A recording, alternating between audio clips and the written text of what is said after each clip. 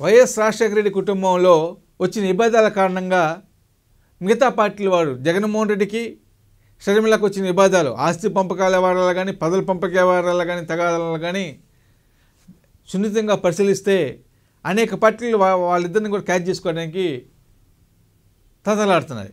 మరీ ముఖ్యంగా షర్మిలాని క్యాచ్ చేసుకోవడానికి అనేక పార్టీ తతలాడుతున్నవి. ఒకప్పుడు బీజేపీ పార్టీ తతలాడింది, ఆ తర్వాత కాంగ్రెస్ పార్టీ తతలాడుతుంది. మెయిన్ కారణం ఏంటంటే వాళ్ళకి ప్రజాబలం ఉండటం, వాళ్ళకున్న ఓట్ బ్యాంక్ని తమ వైపు మలిపించుకోవటం. చచ్చిపోయిన కాంగ్రెస్ పార్టీని మళ్ళీ బతికించాలంటే ఒక వైఎస్ షర్మిల వల్ల సాధ్యమైందని అనేక రిపోర్ట్లు కూడా సోనియా గాంధీకి రాహుల్ గాంధీకి వెళ్ళిపోయినవి. అందుకనే స్వయంగా రాహుల్ గాంధీ సోనియా గాంధీ కూడా షర్మిలను ఢిల్లీకి పిలిపించి మంత్రాలు తెలిపారు. ఆంధ్రప్రదేశ్ రాష్ట్ర శాఖ అధ్యక్షులుగా మీకు పదవిస్తాము, మీరు ఆ పదవిని ఉంచుకొని పార్టీ నడిపించండి. పిసిసి అధ్యక్షులుగా మీరు నియమిస్తే పార్టీ బలోపేతం చేస్తే పార్టీ ఆంధ్రప్రదేశ్ రాష్ట్రంలో పార్టీ అధికారం రాకపోయినా కేంద్రం అధికారంలోకి వచ్చినాక మీకు పార్టీలో సంస్థ స్థానం ఇస్తాము అని కూడా మాటలు ఇవ్వటం జరిగింది. అందుకు వైఎస్ షర్మిల కూడా అంగీకరించింది. ఎందుకంటే ఆమె రాజకీయ భవిష్యత్తు అఖండ గోచరంగా మారింది.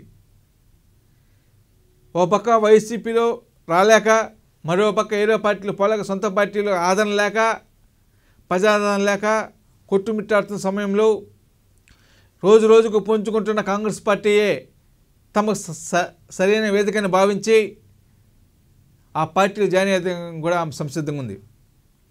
దాదాపు 2-3 రోజుల్లోనే ఆమె అధికారికంగా కాంగ్రెస్ పార్టీలో చేరుద్దని కూడా మన అంతర్గతంగా ఉన్న సమాచారం. ఇప్పటికే దాదాపు పలు దఫాల కాంగ్రెస్ అగ్రనేతలతో కూడా చర్చలు జరపడం జరిగింది. అగ్రనేతల కూడా షర్మిలకు అనేక హామీలు ఇవ్వడం జరిగింది. పార్టీ అధికారంలో ఉన్నా కూడా లేకపోయినా కూడా మీకు పదవి ఇస్తాము, కేంద్రంలో మంచి పొజిషన్ ఇస్తాము అని కూడా ఇవ్వడం జరిగింది. పార్టీ నడపాలంటే ఆర్థికపరమైన ఖర్చు కాబట్టి అవసరమైన ఆర్థిక వనరులను కూడా మేము సమకూరుస్తామని కూడా తెలియజేయడం జరిగింది. ఇన్ని అవకాశాలు ఇచ్చినా కాంగ్రెస్ పార్టీ వైపు షర్మిల జరిగింది.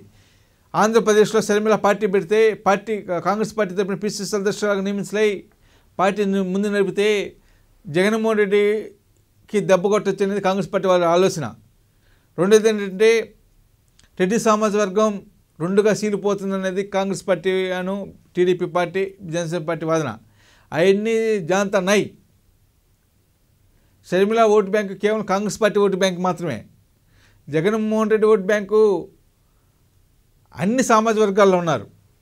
ఒక రెడ్డి సామాజిక వర్గం కాదు, ముస్లిం మైనారిటీలు, బీసీలు, ఎస్సీలు, ఎస్టీలు, అగ్రవర్ణ పేదలు కూడా ఉన్నారు. కాబట్టి జగన్మోహన్ రెడ్డిని ఢీకొట్టడం షర్మిల వల్ల కాదని కూడా మనం చెప్పవచ్చును ఇప్పుడున్న పరిస్థితుల్లో. ఈ ప్లాన్ మొత్తానికి చంద్రబాబు కారణం అనేది అక్షర సత్యము.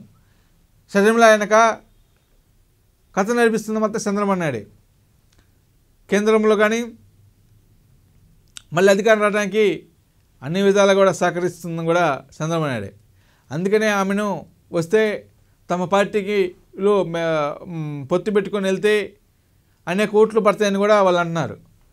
ఓట్లు పడతాయేమో కానీ తెలియదేమో కానీ షర్మిల వల్ల వైసీపీ పార్టీ ఏమాత్రం దెబ్బతిన్నదు, వైసీపీ పార్టీకి ఎలాంటి ఇబ్బంది లేదని కూడా చెప్పవచ్చును.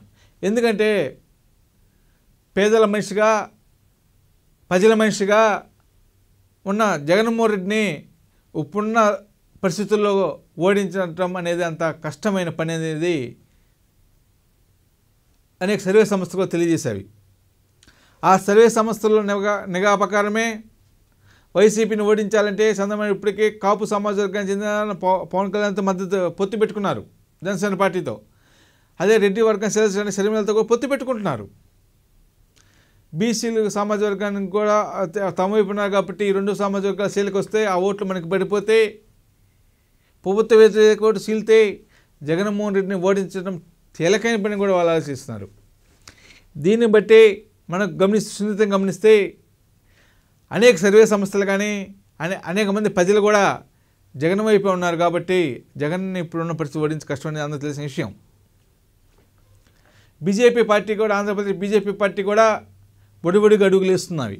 వారు ఇప్పుడు మేము స్వతంత్రంగా పోటీ చేస్తామని కూడా ప్రకటనలు ఇస్తున్నప్పటికీ రాబోయే 3 నెలలు అసెంబ్లీ పార్లమెంట్ ఎన్నికల్లో కూడా వాళ్ళంతా కూడా టీడీపీ వైపు మళ్తారనే కూడా ప్రజల్లో ఉన్న ఇన్ఫర్మేషన్ ప్రకారం చెప్పవచ్చును. మనకున్న అంతర్గత సమాచారం ప్రకారం రేపు రాబోయే ఎన్నికల్లో కాంగ్రెస్ పార్టీ షర్మిల మద్దతు చంద్రబాబుకు ఉంటుంది, బీజేపీ మద్దతు పురంధేశ్వరి మద్దతు చంద్రబాబుకే ఉంటుంది, జనసేన పవన్ కళ్యాణ్ మద్దతు చంద్రబాబు నాయుడుకి ఉంటుంది అని కూడా మనకున్నంతకంత సమాచారం. ఈ సమాచారం మూలంగా మనకు తెలిసిన దాని ప్రకారం ఏంటంటే జగన్మోహన్ రెడ్డిని ఢీకొట్టడానికి, జగన్మోహన్ రెడ్డిని ఎట్టైన పదవిని దించడానికి షర్మిలను ఒక పాముగా వాడుతున్నారు. రక్త సంబంధికులు కావడము, ఒకే కుటుంబ వ్యక్తులు కావడంతో ఎలాగైనా ఓట్లు చెల్లితే వాళ్ళు బెమ్మిస్తున్నారు కాంగ్రెస్ పార్టీ కానీ మిగతా ప్రతిపక్ష పార్టీలు కానీ. అవన్నీ కూడా ప్రజలు తిరస్కరిస్తారని చెప్పవచ్చును. ప్రజానికం మొత్తం కూడా మళ్ళీ జగన్మోహన్ రెడ్డిని కోరుకుంటున్నారు. ఎందుకంటే వారి ద్వారానే రాష్ట్ర అభివృద్ధి సాధ్యమవుతుందని. రాష్ట్ర అభివృద్ధి మళ్ళా పొరుగులు పెట్టాలంటే, సంక్షేమ కార్యక్రమాలు ప్రజలకు అందాలంటే ఒక జగన్మోహన్ రెడ్డి ద్వారా సాధ్యమని కూడా ప్రజలు భావిస్తున్నారు. అందుకనే మళ్ళా జగన్కే పట్టం కట్టడానికి కూడా ఆంధ్రప్రదేశ్ ప్రజలకు కొత్త నిశ్చయంతో ఉన్నారు. షర్మిల కాంగ్రెస్ పార్టీలోకి వచ్చినా వైసీపీకి ఏమాత్రం ఇబ్బంది లేదని కూడా చెప్పవచ్చును. వాళ్ళు ఎలాంటి రాజకీయ గేమ్ ఆడినా కూడా వైఎస్ జగన్ సమర్థంగా తట్టుకోవడానికి కూడా సిద్ధంగా ఉన్నారు. దానికి కారణము వారు అనుసరిస్తున్న రాజకీయ విధానము, అమలు చేస్తున్న సంక్షేమ కార్యక్రమాలు, అభివృద్ధి చేస్తున్న పట్టణాలు, గ్రామాలు, రోడ్లు, విద్యుత్ శక్తి, తాగునీరు, సాగునీరు, అవే రేపు రాబోయే ఎన్నికల్లో జగన్మోహన్ రెడ్డికి మంచి వరంగా ఉంటాయని కూడా చెప్పవచ్చును. దీన్ని బట్టి జరిగిన విషయం మనం గుర్తిస్తే జగన్మోహన్ రెడ్డి రాబోయే ఎన్నికల్లో మంచి నిర్ణయం తీసుకొని ముందుకెళ్తారని, ఆ నిర్ణయం ప్రకారమే వారు సరైన సమయంలో సరైన విధంగా ముందుకెళ్ళి ప్రజానుగ్రహం పొందుతారని కూడా చెప్పవచ్చును. వైఎస్ షర్మిల వల్ల ఎలాంటి ఇబ్బంది లేదని కూడా తెలియజేయవచ్చును. ఏది ఏమైనప్పటికీ షర్మిల వల్ల జగన్ పార్టీకి ఎలాంటి ఇబ్బంది లేదని కూడా మనం చెప్పవచ్చును. For more updates, like, comment, subscribe to our channel. Hey darlings, గంటని click చేయడం మర్చిపోకండి.